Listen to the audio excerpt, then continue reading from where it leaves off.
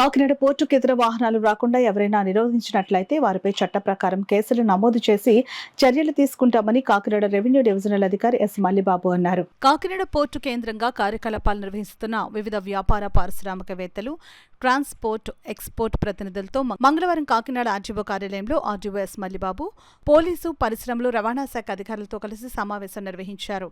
ఈ సమావేశానికి trainee IPS R Susmitha, Kakinada DSP రఘువీర్ విష్ణు, రవాణా శాఖ డీటీసీ మురళీకృష్ణ, పరిశ్రమల శాఖ జీఎం సిహెచ్ గణపతి ఇతర అధికారులు హాజరయ్యారు.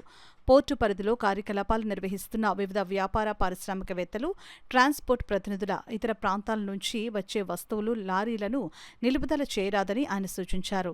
ఈ సందర్భంగా ఆయన మాట్లాడుతూ కాకినాడ పోర్టు కేంద్రంగా చేసుకుని అనేక వ్యాపార కార్యకలాపాలు నిత్యం జరుగుతున్నాయని అన్నారు. ఈ కార్యకలాపాలతో వేలాది కార్మికులకు ఉపాధి దొరుకుతుందని అన్నారు.